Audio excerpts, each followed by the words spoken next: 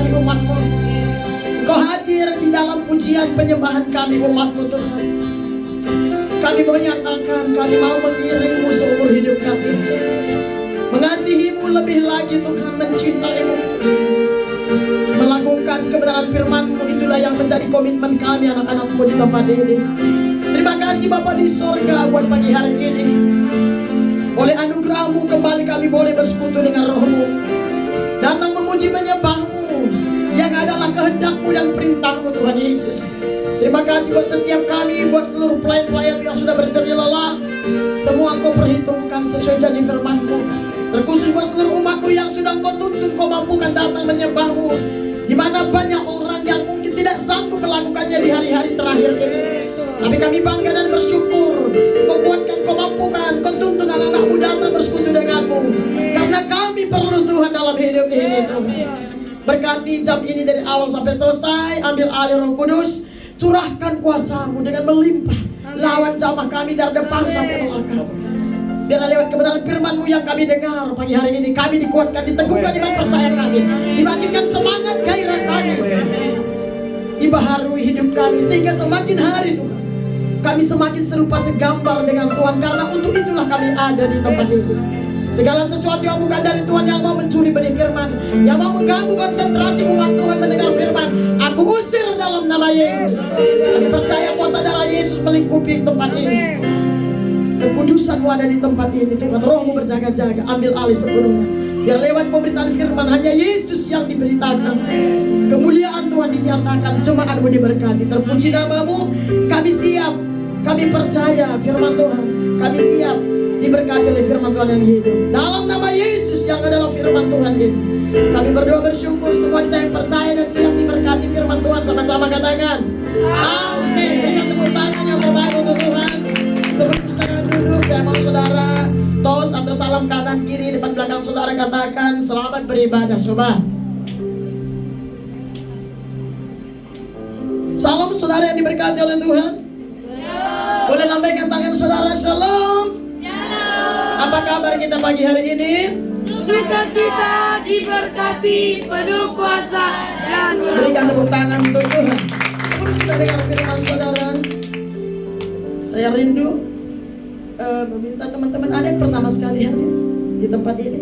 Kalau ada jangan segan-segan, boleh lambaikan tangan saja, nggak usah berdiri. Ada yang pertama sekali hadir ibadah, jangan segan-segan. Tidak ada?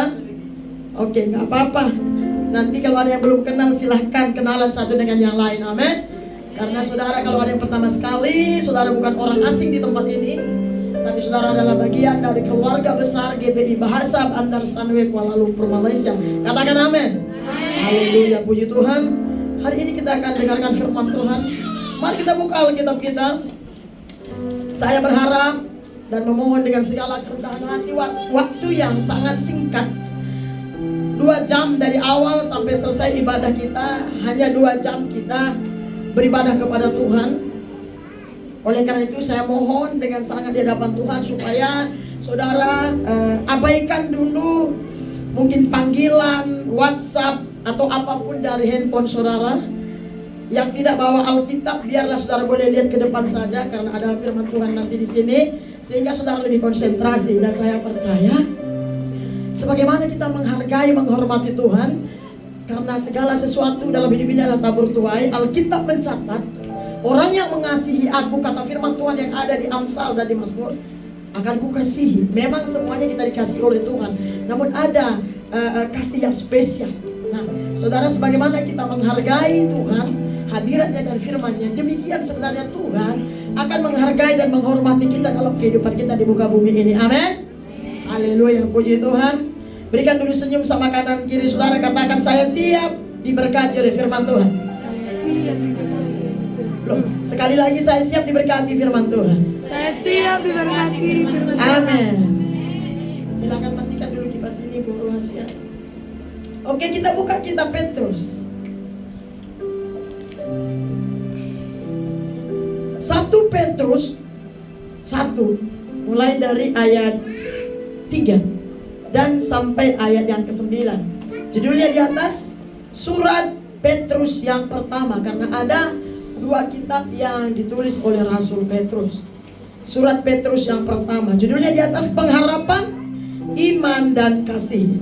Mulai dari ayat 3. Yang sudah dapat boleh katakan amin. Amin. Boleh keluarkan firman Tuhan. Yang bawa Alkitab silakan buka Alkitab saudara, cepat-cepat saja saudaraku. Judulnya di atas pengharapan, iman dan kasih. Sekalian itu tema kita hari ini, yaitu pengharapan, iman dan kasih. Yang sudah dapat sekalian katakan amin. Mari kita baca dalam hitungan yang ketiga, mulai dari judulnya sampai ayat yang ke-9. 1, 2, 3 ya. Pengharapan, iman dan kasih. Terpuji Allah dan Bapa Tuhan kita Yesus Kristus, yang karena rahmat-Nya yang besar telah melahirkan kita kembali oleh kebangkitan Yesus Kristus dari antara orang mati kepada satu hidup yang penuh pengharapan, untuk menerima satu bagian yang tidak dapat binasa, yang tidak dapat cemar, dan yang tidak dapat layu, yang tersimpan di sorga bagi kamu, yaitu kamu yang dipelihara dalam kekuatan Allah karena imanmu, sementara kamu menantikan keselamatan yang telah tersedia untuk dinyatakan pada zaman akhir. Bergembiralah akan hal itu, sekalipun sekarang ini kamu seketika harus berduka cita oleh berbagai-bagai pencobaan. Maksud semuanya itu ialah untuk membuktikan kemurnian imanmu yang jauh lebih tinggi nilainya daripada emas yang fana, yang diuji kemurniannya dengan api, sehingga kamu memperoleh puji-pujian dan kemuliaan dan kehormatan pada hari Yesus Kristus menyatakan dirinya. Sekalipun kamu belum pernah melihat Dia, namun kamu mengasihinya, kamu percaya kepada Dia. Sekalipun kamu sekarang tidak melihatnya, kamu bergembira karena sukacita yang mulia dan yang tidak terkatakan, karena kamu telah mencapai tujuan imanmu, yaitu keselamatan jiwamu. Katakan amin. Bilang dulu sama kanan kirinya, karena mungkin masih ada yang baru pulang kerja. Kalau nanti aku sedikit terlelap, tolong diganggu, bilang amin saudara. Mana tahu nanti ada yang terlelap, dia seperti diinabobokkan, ya kan, lagi dengar firman Tuhan. Tapi lebih bagus saudara sedikit ngantuk-ngantuk, walaupun tidak harus, tidak semestinya di gereja, daripada saudara langsung tidak datang beribadah. Puji Tuhan, sesuai dengan tema kita, judul Alkitab ini pengharapan, iman dan kasih. Saudara yang diberkati oleh Tuhan, kalau kita belajar Alkitab, kalau kita baca Alkitab, kalau kita melihat Alkitab kita, bahwa di mana ada pengharapan, di situ ada iman, dan di mana ada iman, di situ ada kasih. Ketiga ini tidak bisa dipisahkan satu dengan yang lain. Pemisahannya terjadi nanti setelah kita tinggalkan bumi ini. 1 Korintus pasal 13 ayat yang terakhir bilang begini, iman, pengharapan dan kasih. Yang paling besar di antara yang ketiga ini adalah kasih. Karena iman dan pengharapan kita tidak pernah bawa ke surga. Di surga nanti kita tidak perlu iman, kita tidak perlu pengharapan. Tapi kasih, karena kasih itu berasal dari Allah, Allah adalah kasih. Kasih itu memang ada di surga, dari surga asalnya. Oleh karena itu, kapan kita perlu iman dan pengharapan? Sekarang, katakan sekarang. Sekarang. Nah, jadi selagi kita hidup di muka bumi ini, kita harus punya pengharapan dan iman. Katakan iman dan pengharapan. Pengharapan dan iman. Saudara percaya bahwa Yesus adalah Tuhan? Berarti saudara orang beriman. Namun tidak berhenti di sana. Saudara masih punya pengharapan di dalam Yesus? Apa itu iman? Apa itu pengharapan? Iman itu menyatakan bahwa kita mempercayai satu pribadi yang adalah sumber kehidupan kita, yang bisa kita andalkan dan yang bisa kita harapkan. Iman tidak kelihatan, kata Ibrani. Iman adalah dasar dari segala sesuatu yang tidak kelihatan, dan seterusnya. Apa itu pengharapan? Sesuatu yang kita yakini. Makanya iman dan pengharapan gak boleh dipisahkan. Sesuatu yang kita yakini dan kita terus berharap kepadanya. Alkitab mencatat, diberkatilah orang yang mengandalkan Tuhan dan yang menaruh harapannya hanya kepada Tuhan. Tapi terkutuklah orang yang mengandalkan manusia. Siapa orang yang mengandalkan manusia? Orang yang mengandalkan dirinya sendiri nomor satu dan mengandalkan orang lain. Makanya Tuhan melarang keras, haram hukumnya buat saya dan saudara untuk mengandalkan siapapun. Diri kita, kekuatan kita, pikiran kita, orang lain, keluarga kita, siapapun. Dilarang keras, haram hukumnya. Kenapa? Karena Alkitab mencatat dalam Yeremia, terkutuk orang yang mengandalkan manusia. Siapa itu manusia? Termasuk diri kita sendiri dan orang lain. Kata terkutuk di sana tidak akan mengalami hal yang baik dalam hidupnya. Nah, kalaupun mungkin saudara melihat, oh orang itu mengandalkan, saya lihat dia mengandalkan dirinya sendiri, tapi dia diberkati, kan baik-baik. Selalu saya kasih tahu, untuk kaya di bumi hebat itu tidak harus dari Tuhan. Nah, kemarin saya dapat perkataan yang baru. Selalu saya bilang begini, diberkati soal keuangan itu, orang yang tidak percaya Yesus, bahkan yang melawan Yesus pun, yang menghina Yesus pun, kelihatannya diberkati. Sebenarnya katanya bukan diberkati. Iblis bisa memberi apa saja kepada manusia, tetapi iblis tidak pernah bisa memberkati, karena berkat datangnya hanya dari Tuhan. Katakan amin. Nah, saudaraku, sesuai dengan tema ini, mari kita melihat ayat yang ketiga. Dikatakan begini. Nah, siapakah pengharapan dan iman kita? Tidak lain kecuali Yesus. Tidak ada yang lain. Waktu kita tidak mengharapkan Tuhan dan tidak beriman kepada Tuhan, maka kita bukan anak Tuhan. Sekali lagi, waktu kita berharap kepada yang lain selain daripada Tuhan yang kita sembah dalam Yesus, dan kita tidak beriman kepadanya, maka sebenarnya walaupun KTP kita Kristen, sebenarnya di hadapan Allah kita bukan anak Tuhan.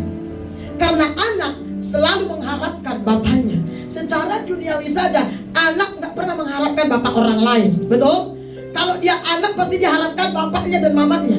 Tapi di dalam Tuhan, secara kerohanian, kita gak boleh mengharapkan dan mengandalkan siapapun kecuali Tuhan. Waktu kita berharap hanya kepada Tuhan, mata kita tertuju kepada Tuhan, kita percaya kepada Tuhan, sehingga kita mengiring Tuhan seumur hidup kita dengan setia tentunya, saudara. Maka kita diakui sebagai anak. Katakan amin. Bilang sama kanan kiri, saya adalah anak Tuhan. Kita adalah anak Tuhan. Berikan dulu tepuk tangan untuk Tuhan. Nah, saudara, dikatakan di sini begini. Ayat 3, terpujilah Allah dan Bapa Tuhan kita Yesus Kristus. Kenapa dia terpuji? Kenapa dia termulia? Koma di sana. Yang karena rahmat-Nya yang besar telah melahirkan kita kembali oleh kebangkitan Yesus Kristus dari antara orang mati kepada suatu hidup yang penuh pengharapan. Terpujilah Tuhan Allah, Tuhan kita Yesus Kristus, yang karena rahmatnya atau anugerahnya, yang karena kemurahannya, atau karena cinta kasihnya yang besar, telah melahirkan kita kembali. Kata lahir kembali, saudara, selalu kita dengar itu lahir baru. Kalau saudara baca ini, kisah ini paling jelas, saudara bisa baca cerita tentang Yesus dengan Nikodemus, di mana Yesus berkata kepada pemimpin ahli Taurat, orang Saduki, pemimpin ibadah, pemimpin gereja bait Allah waktu itu. Dia berkata, Nikodemus, kau harus dilahirkan kembali. Kalau tidak, kau tidak bisa melihat kerajaan surga. Nikodemus gak mengerti kata Alkitab. Gak usah kita buka ayatnya supaya cepat. Karena pikir Nikodemus, bagaimana aku bisa masuk kembali ke rahim ibu? Tapi Yesus berkata sekali lagi, jika engkau tidak dilahirkan dari air dan roh, engkau tidak dapat masuk kerajaan surga. Siapa yang punya kerajaan surga? Yesus.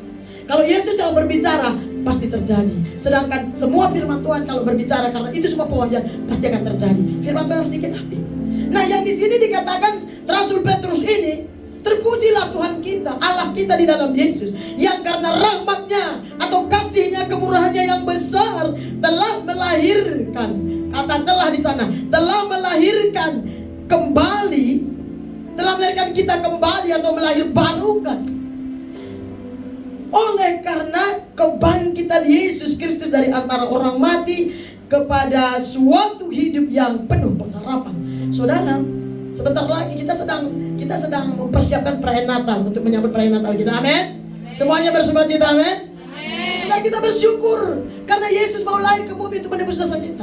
Namun perhatikan baik-baik. Kenapa dia bilang bukan karena kelahiran Yesus? Yesus boleh lahir, Yesus boleh mati, karena itu memang panggilan dia ke bumi. Dia harus lahir, mati. Dia boleh lahir dan mati. Namun kalau Yesus tidak dibangkitkan, atau kalau Yesus tidak bangkit dari antara orang mati, maka semua kelahiran dan kematian Yesus sia-sia. Saudara bisa baca di kitab Roma, Korintus itu dijelaskan panjang lebar. Kalau Yesus hanya lahir dan mati, dan dia tidak bangkit dari antara orang mati, maka sia-sialah iman kita, sia-sialah kepercayaan kita. Tidak ada artinya kita mengikut dia, karena tidak ada keselamatan. Makanya dikatakan terpujilah Tuhan, karena Yesus telah melahirkan kita kembali oleh kebangkitannya. Saudara, waktu Yesus mati dan dia dikuburkan pada hari ketiga sesuai janji firman-Nya, dia berkata bahwa dia akan bangkit dari antara orang mati. Saudara tahu kebangkitan Yesus dari antara orang mati, disitulah kemenangan Yesus, disitulah kemenangan kita. Makanya di atas kayu salib dia berkata apa? Hai maut, di mana sengatmu? Tidak ada lagi kekuatan maut sebenarnya bagi mereka yang percaya dan hidup di dalam kebangkitan atau kuasa kebangkitan Kristus. Bukan berarti gak boleh mati, karena kita harus mati karena manusia berasal dari tanah. Mati tapi tidak binasa, saudara. Nah, yang jadi persoalannya, kalau kita tidak ada di dalam, tertanam di dalam iman kita, di dalam kebangkitan Yesus, maka sia-sia. Alkitab mencatat, kalau dalam hidup ini saja kamu berharap pada Yesus, maka engkau orang paling malang, kata Rasul Paulus. Saya harap saudara mengerti maksud firman Tuhan ini. Jadi saudaraku, betapa kita bersyukurnya, betapa kita bangga. Yesus bukan hanya lahir dan mati, tapi dia menunjukkan dirinya bahwa dia Tuhan di atas segala Tuhan.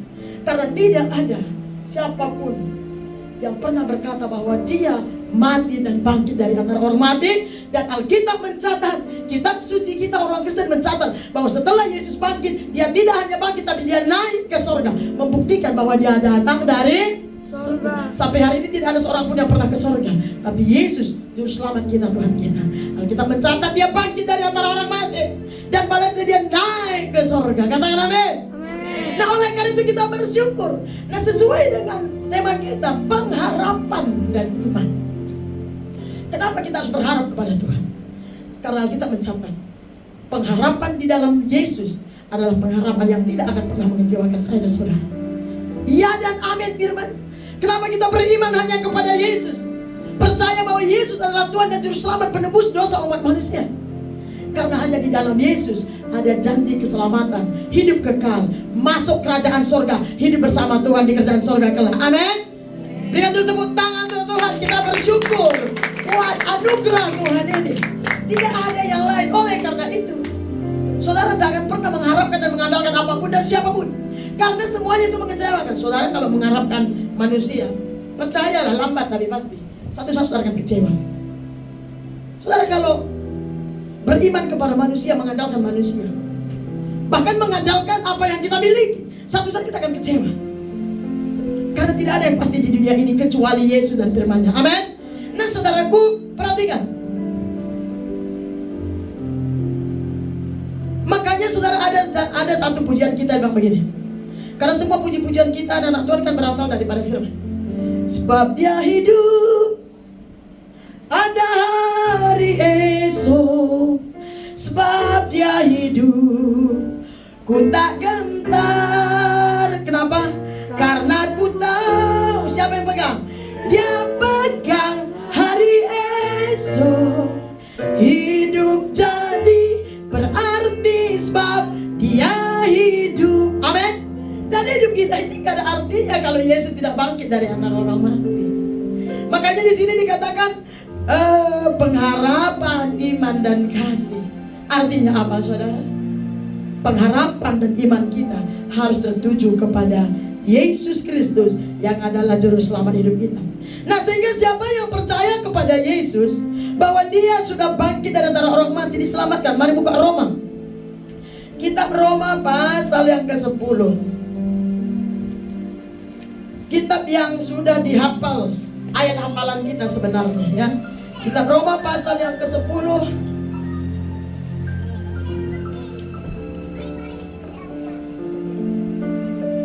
Ayat yang ke-9 dan yang ke-10. Saudara sudah dapat? Silakan baca 1, 2, 3 ya. Sebab jika kamu mengaku dengan mulutmu bahwa Yesus adalah Tuhan dan percaya dalam hatimu bahwa Allah telah membangkitkan dia dari antara mati, maka kamu akan diselamatkan. Orang percaya dan dibenarkan, dan dengan mulut orang mengaku dan diselamatkan. Amin. Sebab jika kamu mengaku dengan mulutmu dan percaya dalam hatimu bahwa Yesus sudah mati dan bangkit dari antara orang mati dan seterusnya, maka kamu diselamatkan. Saudara percaya? Amin. Saudara percaya bahwa Yesus sudah bangkit dari antara orang mati? Amin. Berarti tidak ada alasan bagi saya dan saudara untuk putus asa. Karena dalam Yesus ada pengharapan. Saudara, ada banyak anak-anak Tuhan, saya harap bukan kita di tempat ini, karena banyak hal, karena entah apapun, bisa putus asa. Tapi saya jarang dengar anak-anak Tuhan bunuh diri. Bilang sama kanan kirinya, tidak ada itu dalam diri kita. Amin, saudara. Tapi di luar Yesus banyak, bahkan orang yang kaya-kaya. Kenapa? Yesus itu pengharapan. Tahu pengharapan? Saudara, kenapa ada kata pengharapan yang iman? Kalau kita lihat konteksnya ayat ini firman Tuhan yang disampaikan oleh Rasul Petrus kepada orang-orang Kristen yang tersebar waktu itu. Mari kita lihat ayat yang pertama. Saya akan bacakan buat saudara. Ayat yang pertama dia bilang begini. Dari Petrus, Rasul Yesus Kristus, kepada orang-orang pendatang yang tersebar di Pontus, Galatia, Kapadokia, Asia Kecil, dan Bitinia, yaitu orang-orang yang dipilih sesuai dengan rencana Allah Bapa kita dan yang dikuduskan oleh Roh supaya taat kepada Yesus Kristus dan menerima percikan darahnya. Kiranya kasih karunia dan damai sejahtera makin melimpah atas kamu. Saudara tahu, ini sesuai dengan konteks ini. Orang Kristen waktu itu tersebar di Asia Kecil. Asia Kecil itu kalau kita lihat sekarang di daerah Turki bagian barat dulu. Karena di sana sebenarnya dulu adalah kota-kota Kristen, tempat penginjilan Rasul Paulus kalau saudara baca sejarahnya, saudara. Nah, orang-orang Kristen yang terpencar, dan dikatakan kalau kita baca sejarahnya sedikit, dikatakan mereka itu banyak mengalami penderitaan karena mereka hidup di tengah-tengah orang kafir yang tidak percaya kepada Allah. Mereka banyak mengalami tantangan, penderitaan, ketidakadilan sebagai anak-anak Tuhan. Maka Tuhan berikan pesan melalui rasulnya itu Petrus, supaya anak-anak Tuhan ini, tadi dikatakan yang dipilih dan dikuduskan, itu anak-anak Tuhan, gereja orang-orang Kristen. Dan Tuhan memberikan firman melalui Rasul Petrus kepada orang-orang Kristen yang terpencar waktu itu, saudara, supaya mereka, apapun yang mereka hadapi dalam hidup mereka, apapun situasi kondisi mereka, mereka tetap berharap kepada Tuhan, mereka tetap percaya kepada Tuhan, tidak mengikuti hal-hal duniawi, tidak menyimpang, tidak meninggalkan Yesus yang adalah sumber pengharapan dan kehidupan mereka. Itulah dasarnya Tuhan memberikan ayat ini. Dan ayat ini bukan hanya untuk mereka, apalagi kita saat ini, kita juga sebagai pendatang di dunia ini dan di negeri ini. Sudah kita pendatang di dunia dan kita pendatang lagi. 2 kali pendatang kita, saudara. Nah, di dalam kehidupan kita mengiring Tuhan mencari hidup kita, saya mungkin tidak tahu, saudara yang tahu, tapi Tuhan tahu. Kira-kira ada nggak di antara saudara yang tidak punya tantangan hidup? Tidak ada. Walaupun kita mungkin keluar happy-happy, dilihat orang dia akan pakaian cantik, makan minum, restoran lah apa segala macam. Itu kalau ditanya, semuanya punya pergumulan. Yang tidak punya pergumulan biasanya yang sudah di bawah tanah. Jadi kalau ada di antara kita yang tidak mau punya pergumulan, minta Tuhan cabut. Tuhan, kayaknya aku gak kepengen lagi nih punya pergumulan. Sudah selesailah waktuku, cabutlah nyawa ini, langsung gak ada pergumulan. Tapi setiap orang, mau dia mulai dari orang yang kaya raya sampai orang yang paling miskin melarat, tidak ada orang yang tidak punya pergumulan, penderitaan, tantangan hidup, pencobaan. Tapi untuk itu Tuhan berfirman, supaya sebagai anak-anak Tuhan kita harus punya pengharapan. Katakan pengharapan. Katakan pengharapan. Saya harus punya pengharapan. Pengharapan penuh kepada Yesus. Amin. Mungkin ada yang sedang bergumul masalah ekonomi, pemulihan keluarga, sakit penyakit, apa Apalagi pasangan hidup. Saya tidak tahu pekerjaan. Ada banyak tantangan yang kita hadapi, saudara. Tetapi firman Tuhan mengajar kita hari ini, apapun itu, tetap berharap kepada Tuhan, tetap beriman kepada Tuhan. Saudara tahu, apalagi ini saudara banyak anak muda, anak Tuhan yang terus berharap dan beriman kepada Tuhan. Nomor satu, kalau dia anak muda, dia tidak akan pernah menjual Yesus.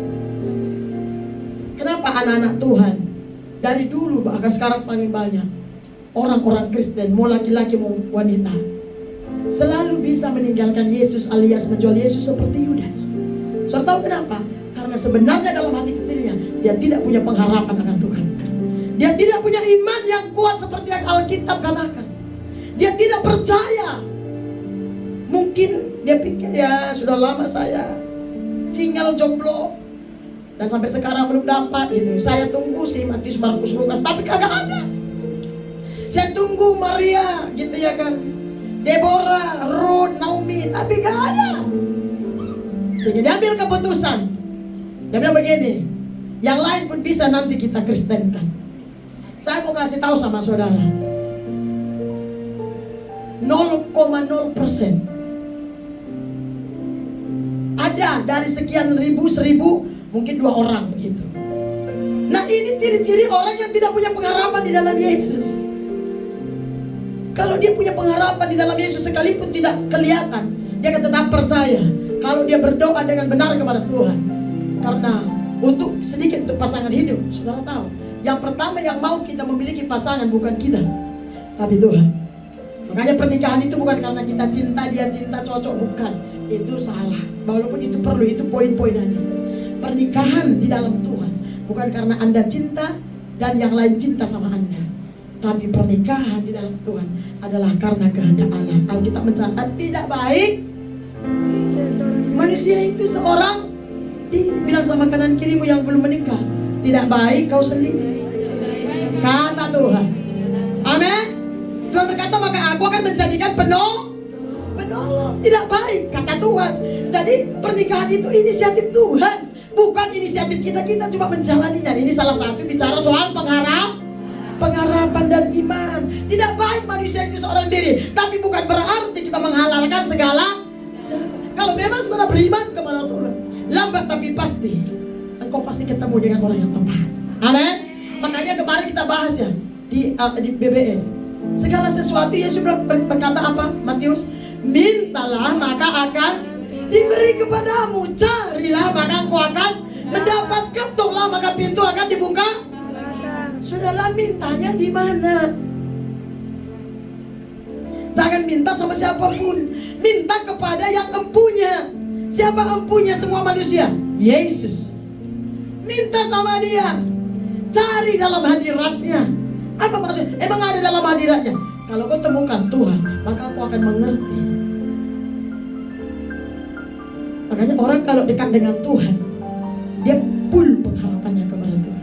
Dia tidak akan digoyahkan oleh angin-angin puting beliung, angin-angin sepoi yang ada di dunia. Enggak, saudara. Saya juga lambat menikah.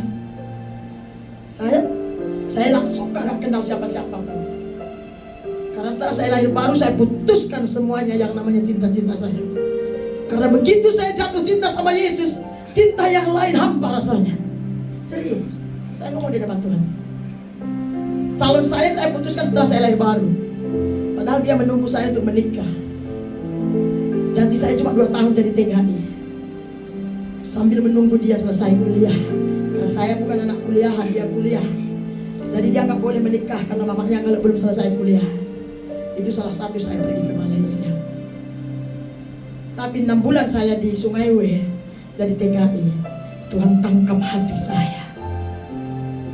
Sehingga saya berkata, saya mau jadi hamba Tuhan.